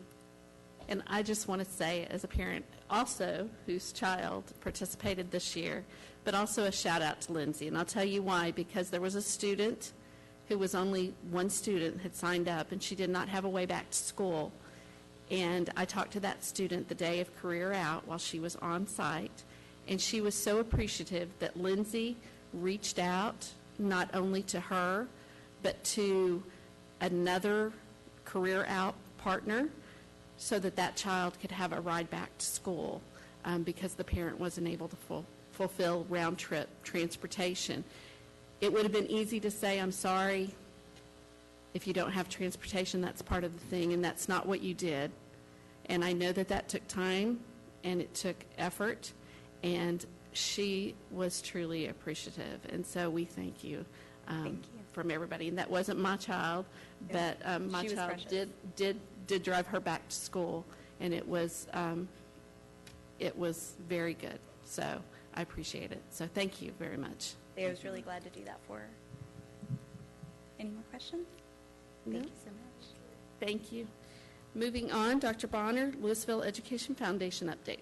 Yes, ma'am. Ms. Sells, board members, I'd like to invite Dr. Thomas White up with LEF to talk to us about the latest goings-on there. Dr. White? Thank you, Dr. Bonner, and good evening. I'm actually really happy with this segue because this is what Lindsay and I like to do with a lot of our constituents. She walks in and says, look how great our students are. And I walk in behind and say, that can't happen in a vacuum. We need to raise some funds and make this happen. So it's a nice little segue here. What I wanted to talk about tonight is just a few brief dates, a few numbers. One is coming soon is our scholarship award ceremony. Last Sunday, our Programs and Outcomes Committee met and duked out for all of the campus-wide scholarships. And if you ever want to feel really bad about yourself, you listen to all of the great seniors that are graduating from our district and wonder kind of what you did with your life. So it was a great evening, and we are about to award about 338 scholarships on April 21st. Roughly $258,000 will be given out that night. So we are really excited and happy to do that. The next event that we are looking forward to is April 27th, the LEF Golf Classic. We are doing really well with sponsorships there. We are about 65 to 70% full, but we are looking for that elusive title sponsor. But that's going to be a great day of fellowship and just fun, celebrating the teachers and students that we have in this district. It's going to be played out at the lakes at the Castle Hills. So it'll be a great event. And then also September 12th, we are doing the Evening for Education. That is going to be the similar theme that we did last fall, which is One Team, One Dream. We are going to have a few fun twists in it. So it'll be a great evening again. Looking forward to raising a lot of money for the district. One date that I did leave out there is May 22nd. The teacher grant applications are due, and we are trying hard to get our word out there just to get more applications coming in. Last year we awarded a little over $100,000 for teacher grants, and we'd like to keep that number up in six figures. So we are doing everything we can to make that happen. The Kane Sapansky Award nominations and also the Teacher Fellowship nominations closed a few days ago, and we have some outstanding applications for that, so we're excited to award those as well. Moving on to did want to point out that we did award more than $470,000 this 2019-2020 back to the district. That pushes our total since 1990 close to about $5 million. back to the district. So we are happy to continue to grow that number and make sure we can break 5 million very quickly. We are looking forward to a couple good things in the next school year in 2021. It is our 30th anniversary, so we are going to make a big deal of that and make sure that everybody knows it's the 30th anniversary. We have several campaigns planned for the year to get that out. The Evening for Education event, again, will feature a little bit of a special look back at where we've been and where we're headed. So we are excited to move forward with that. I did put a copy of our original IRS letter there, dated back August 3rd, 1990, just so we have proof that it is in fact our 30th anniversary. We are also moving forward with an endowment advantage, which I'm really excited about this. Our board unanimously voted to create the sub-accounting system. It's being offered to us by our BlackRock Wealth Advisors and Bank of America so that we can individualize our endowment. Excuse me, we have roughly 4.2, well, it's a little lower now with the market scares, but it was roughly $4.2 million endowed, and we are going to take this software and individualize each person's endowment so that I can personally track how our donors are doing, are performing. And also we can track what they've been awarded, how the money has been used, and we'll be able to create some really detailed endowment reports that I'll be able to use as a touch point for some of our donors. And we look to start using that as soon as possible. Our advisors, of course, have been putting us off a little bit. I'm sure they're overworked right now. But we're moving towards this sub-accounting system.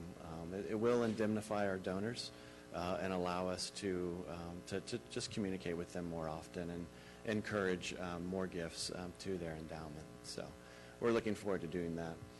One thing I'm really excited about, too, is this Tech East design project. Currently, we have Chrissy Robertson, who's the graphic design teacher up there at Tech East, leading a competition with AM and PM students to, what I asked them to do really was to create a case statement and some collateral for us that I can leave behind when I'm doing visits. And once they started getting into it, they said, well, why are you purple? Why are you the Lewisville ISD Education Foundation? Why are you an Apple? Why are you this? And I said, these are all great questions. Go for it. We've turned them loose to really just take a look at what our brand is and how we can improve it and how we can build upon it. And they've got some really exciting things to pitch to our board in April. So I'm really looking forward to that. And I do want to give a shout out to Ms. Leah Montez over here, who is our VP of Community Relations, who is helping to head up that program. So I'm really grateful for her work here. So. I did also want to mention that we've hired 2 new staff members since the last time I've given you an update.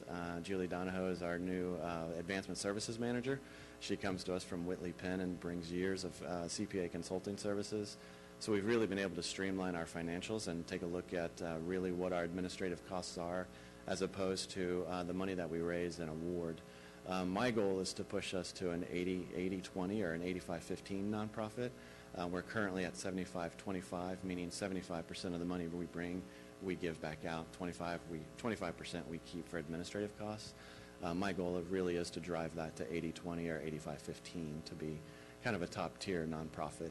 That's my goal, at least. We've also hired Adriana Minna as our annual giving and marketing director.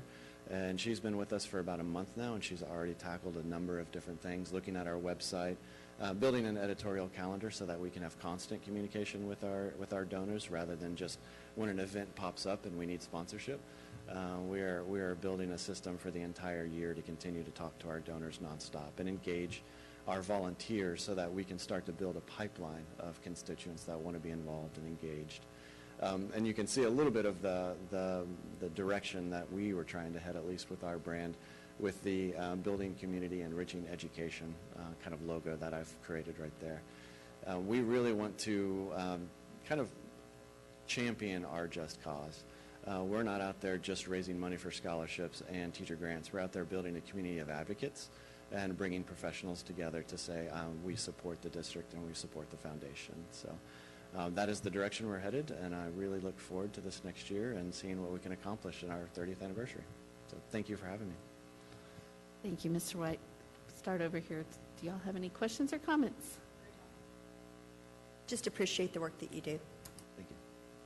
I just want to say, this is all very exciting to me. I love the streamlining of the of the endowment stuff, that's wonderful. And why do we have a purple logo? I don't know. That's exciting to involve the students. So that's great. Great work. Thank you. Over here.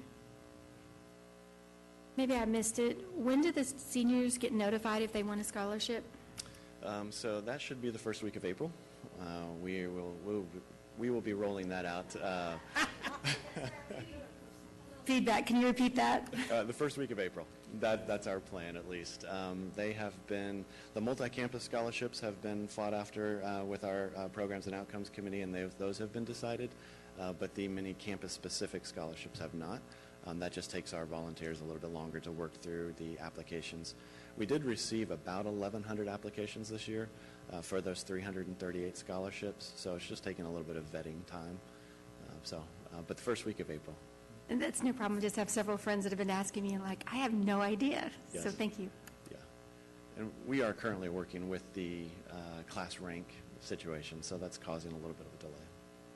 Ms. Cox? It's more of a comment too, as well as you've kind of hit the ground running. So very appreciative of you and the board that you have. I think you have a phenomenal board, and you guys are really looking at, helping the district, and I really appreciate it. And I like that you're tweaking the number to 80, 20%. But are you fully staffed? That was actually the one question I had. Yes, we are fully staffed. With the addition of Adriana, we now have 4 staff members, including myself. We have a Programs and Outcomes Director who runs all of our scholarships and grants. And then, of course, Julie, who's doing the finances, and Adriana, who's doing the marketing. Okay. We do have some vision to kind of reshape some of those roles, but we are fully staffed, yes. Anybody else?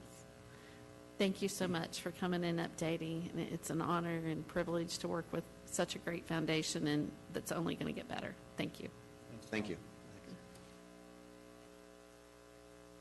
Moving on, Dr. Bonner, District Staff Summer Hours.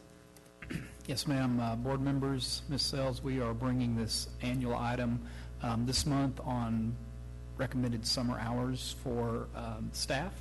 And we are proposing that beginning the week of June 1st, the next 8 weeks, that will be a Friday closure in the district with Monday through Thursday hours of 8 to 5 as noted on the item. And you can see the following Fridays that are off, and there are only 4 weekends, or 4 weeks rather, in June, and then the first 4 weeks in July. And then we would resume normal work hours the week of July 27th. In preparation for this item, Dr. Miller and her group have looked at the administrative training that takes place in the summer, and it's coordinated with that, as well as construction facilities, Aramark, et cetera. All that's coordinated.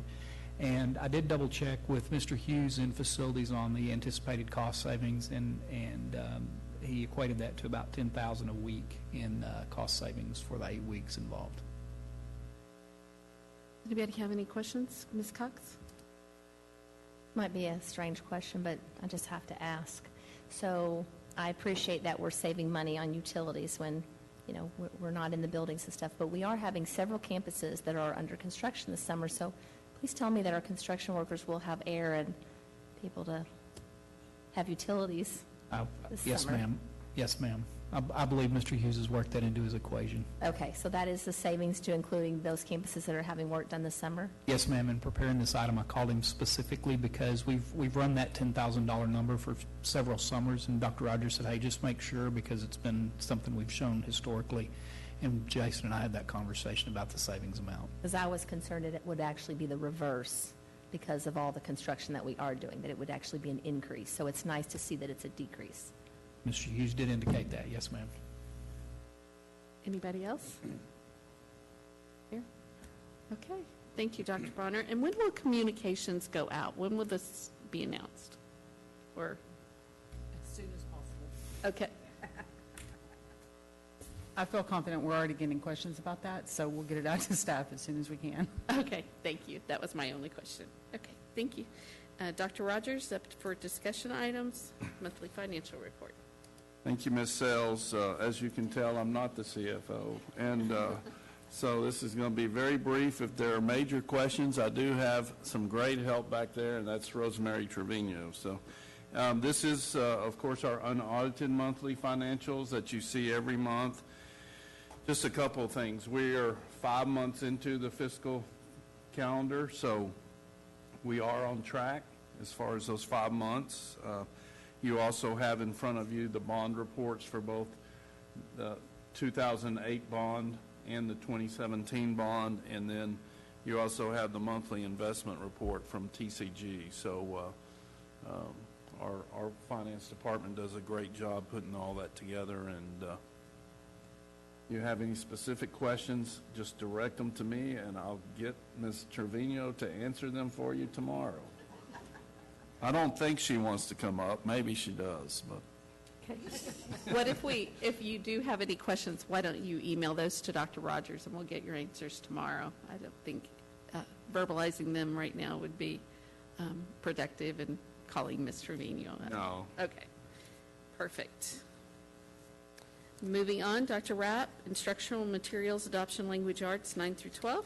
Yes, so Mr. Hood is going to present where we are on the instructional materials adoption. We do just want to thank him for going through this 2 years in a row. I know we say that every time, and you're doing a great job. And then Ms. Seeley, who also, like Ms. Trevino, is not coming to the podium, is the wind beneath the wings of both Mr. Hood and Ms. Ayers when it comes to two of the presentations tonight. So I just want to give her a shout out and tell her thank you for being here. Okay, there you go. We ready? All right. So good evening. It's good to see you guys. So we are knee-deep in high school instructional materials at this point. Just a reminder that, in the past with textbook adoption, it was the list, and you had to pick only from this list, and that was all of your choice. Now, through all those changes, through TEA, you have a lot more options, and it's a lot more a la carte. There's still the list, but then there's some flexibility in how you use those funds. So for our core English 1, 2, 3, and 4, we're looking at these 5 main publishers to consider in terms of what comes from the list. The ones we have selected, when the state reviews, they put out their list of how aligned the TEA finds these to our TEKS, and we only pick the ones that are 100% to review for our main instructional resources for our core. We also, I get the joy of working with our speech and debate and journalism as well, and so communication applications has one publisher, reading 1, 2, and 3 has one that met our guidelines, debate 1, 2, and 3, and then journalism. They each all have a publisher that we are working with. So our committee process, we have 17 on the high school committee. It's a range of every campus, including our learning center, is represented. We have, depending on the campus, our 9th grade centers have one. Harmon and Killow have one representative. Our main high schools have 2, just because they represent more grade levels and things. We were really careful to pick a wide range of the students they work with, from we have one who works with the resource-only students all the way to teachers who only work with our language learners, and everything in between, advanced AP courses, all of that. So we started our process. We worked through kind of what are our essential resource criteria that we want to look at. We create our own rubric. We developed that. We reviewed materials. We did an initial review once the list was posted and said, okay, what do we think? We did a little bit of narrowing just from looking and going, these probably aren't going to fit our needs. We can probably go ahead and move aside. We generated questions to send. They've sent them back. We had vendors come. We did all of those presentations in one day for our core. It was a wonderful day for teachers. But you learn a lot when you see them all back to back and can see them immediately like that. We have been scoring and rating the materials using rubrics. We've been collecting feedback from stakeholders, teachers, community. And so that's kind of where we've been in this process. Up here, this is the criteria that the committee determined for our rubric, and coincidentally, they wanted to order it from what was most important of those criteria.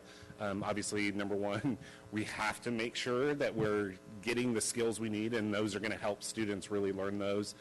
Thinking through how it adapts to the different needs of learners, both those who need additional support, but also those that are enriched and need a little bit of advancement. We're really thinking about increasing levels of text. You know, one of the big things in our TEKS is that we're increasing levels of text complexity over time. Well, that means lots of different things for each individual kid, so we need a range of those texts. We really wanted to think through, you know, this is a great opportunity to really represent a diverse collection of voices in the resources, so texts, even perspectives and viewpoints in some of the texts we choose. And then one thing that's really interesting in this go-round that wasn't the last time we did an adoption is, like, technology has made huge advancements. And what's really interesting about a lot of the publishers is their online tools allow for some evolution over time so that they don't become this static resource that is on the shelf getting dusty. These are things that can be living over time. And so that's a criteria that they wanted to view the resources through. Some other notes, AP courses are not included in Proclamation 2020. However, we're able to use some of those funds to buy resources. So AP teachers are kind of reviewing in a more informal way just what's out there and kind of making recommendations for those things. We are going to also work, there are some other courses that we have, like the College Prep English, that we're really trying to get off the ground. That isn't included in this, and so we're kind of working through, you know, NCTC and Collin College. We're trying to navigate both of those since we have MOUs and our students can matriculate there. So trying to figure out, can we find a resource that best fits all of those? There are, as you saw, a lot of really limited choices for some of those non-core classes, and so we're reviewing those, but also seeing, are there other things that we can do, you know, since state funding allows us to kind of do some a la carte work. Are there other options that might be better than that piece that our teachers are comfortable with? So we now have a short video, well, short-ish video to show you of the process. Do I click the next? Oh.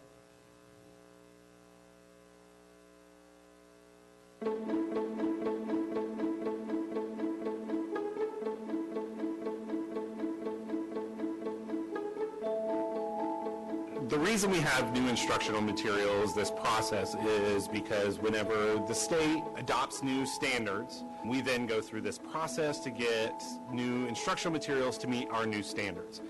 We have not had this process in ELA for high school since 2008. And things have changed. You know, iPads were not in the picture.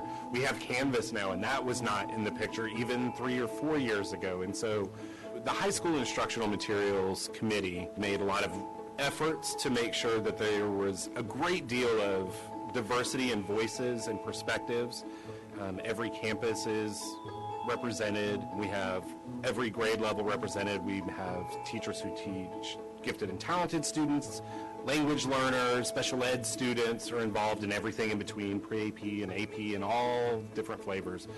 Whenever I would get textbook option in, I would take it to a teacher and say, hey, these are yours. You get to look at these, and then whenever you are done with those, then you're going to pass it to this person. And we just were able to each have an option, an opportunity to be able to look at the different things and take as much time as you needed to be able to really dig in and evaluate them, but also know that someone else also was going to look at those things too. There was an opportunity for everyone on campuses all over the district to submit comments through the Google form. We were able to aggregate all the information from those people into charts so that we have the opportunity to hear their voice. So that's how it was done. In terms of the committee, we had those pieces of information charted for us and disseminated so that we can hear the voices and then take them into account in our smaller groups. And then what's been really great is seeing how all of those different voices come together to make a best choice for all students in our district. I think what I'm really impressed with my committee about is how willing they were to put their own personal beliefs aside about instructional materials and really listen to what all stakeholders, their input and what they have to say. One thing we've really worked on as a committee is thinking about, okay, we know what things are now, but what are some things that we know are going to stand the test of time no matter what changes? We've tried to be mindful of the changes that are still possible in the next 10 years or so. So we've really tried to be conscious and cognizant of the need to have options and give ourselves an opportunity to embrace something new that comes along that may, again, revolutionize the classroom. We've really looked at all of the different options and all of the different possibilities and all the different offerings. When we were evaluating all the different things, we really wanted to make sure that they went to the level that we as teachers know our kids need to be able to take those skills.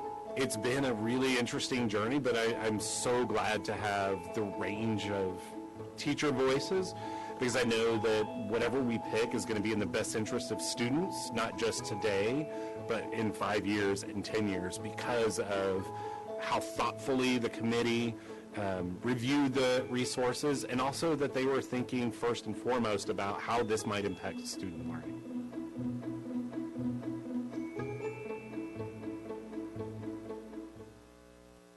So our next steps kind of finalize our recommendations that I will get to bring to you at our next board meeting, and looking forward to sharing with you what the committee has come up with. So, what questions? Thank you. Does anybody have any questions? Ms. Hassett? I had a question about the ones that are only one choice per vendor for the courses in general. Were the teachers happy with the product that was available to them for those courses? Some have been. Some have not. They said, "No, this is not going to be good for us." And so we're kind of in that process of, it's been kind of a half and half. Some courses, like the reading course, the option doesn't really fit our needs at all. And so we're still digging around and going, that high school reading courses are really unique. Reading intervention type work for high school kids is a challenge, just because you definitely don't want to insult them with the content, but also recognizing this level. So that's one definitely that we're going to be digging around and seeing what else is out there. Okay. And then my second question is really larger. So with the new revision, have you noticed an increase in the TEKS from the SBOE this time rather than last, or have the general number remained about the same? It's kind of, they're roughly the same, but they are organized and packaged differently, right. So it feels like it's less because of how you're interacting with them, right? Okay. So the incorporation of the writing into the... And the reading, it's integrated, so it's reduced the number, probably. But then how you're interacting, like almost all the standards have kind of these double pieces to them. So with that double piece, it doesn't seem like it's now doubled? No, because it fits as a natural way for how we really want students to interact with text, both as a reader, but then to see how you want to interact as a writer and pull those pieces. So it doesn't feel like more, it feels like it makes much more cohesive sense. Yeah. Okay. Great, thanks. My quick question is about the college prep English course. Yes. So when is it that we want to make that So we're hoping, available? Yeah, so we're hoping to really make a push for this fall.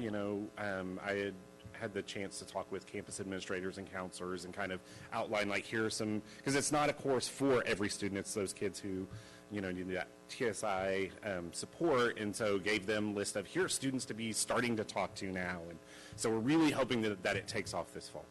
So I'm assuming it's very similar to the math course, Yes, the very college, similar. Yeah. the college prep math course that we have. I'm very impressed with the multimodal. We had talked about that a little bit last year with elementary,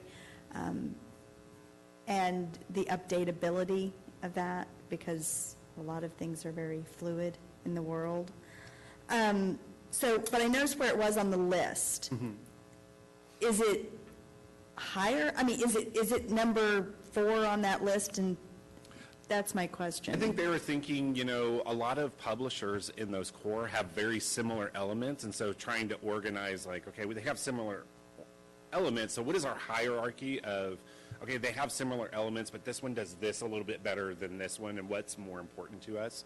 I think one thing that was a challenge, like when they were doing that, and they're like, we want it to be in an order that we want. It's like, okay, and then that was a big, because they're all equally important, but if we're trying to sort, they wanted to have an order. Anybody else?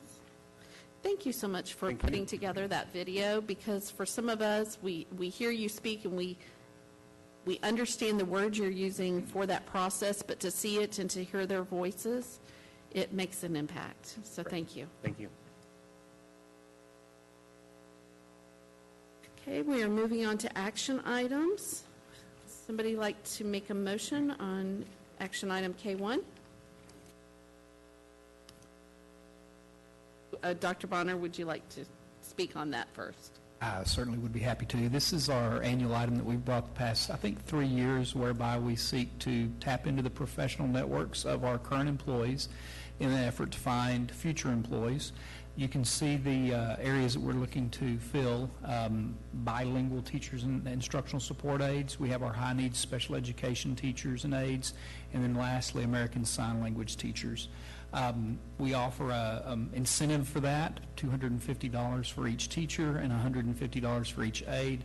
And you can see last year we hired, looks like 11 folks. We've had as high as, I think, 18 last year and a little bit lower than that. But we would like to have that again this year in our arsenal. Somebody like to make a motion now? I move that the board approve the employee referral incentive as the recruitment tool in the identified high-need areas as recommended by administration. Ms. Timish will second it. All in favor, say aye. Oh, no questions. Okay, I got off on there. So, okay, any questions or comments? Dr. Bonner, is there a reason for the disparity between the 250 and the 150? Is there a reason why we differentiate that? That's what we started doing, but Yeah. we haven't looked back and determined if we should change that. We certainly could. I mean, it's a local program, so. My only question is that we seem to have more of a struggle hiring the aides, and that's a lower amount. I guess I'd just like it looked at more Sure. than anything else, so we can revisit it. Sure. Thank you. Any other questions or comments? Okay, all in favor? Any opposed? Motion carries 7-0. Motion, action item K2 is considering accepting certification of unopposed candidates, adopting order of cancellation of election, and declaring candidates elected. We are running as unopposed candidates. Would somebody like to make that motion? Ms. Timish? I move that the board accept the certification of unopposed candidates, adopt the order of cancellation, and declare candidates Christy Hassett and Tracy Scott Miller elected to places 6 and 7 respectively of the Lewisville Independent School District Board of Trustees as presented. Do I have a second? Ms.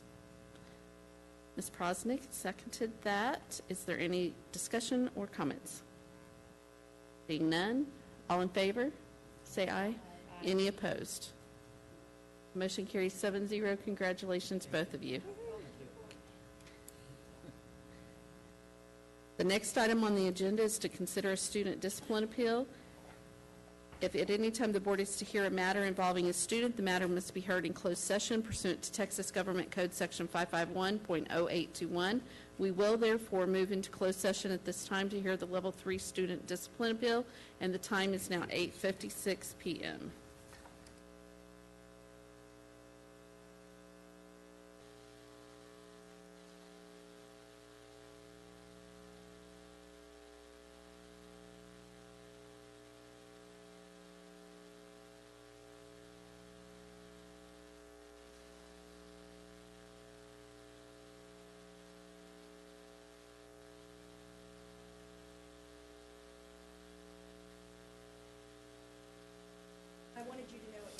It's 10:15.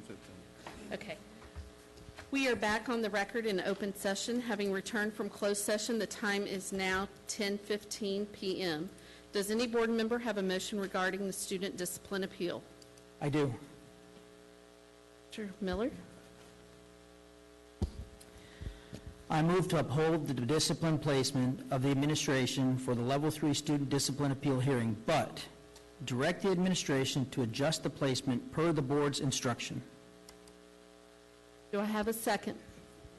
Ms. Prosnick, second. All in favor, say aye. Aye. Any opposed? Motion carries 7-0. If there's no further business, this meeting is adjourned, and the time is still 10:15. Thank you all.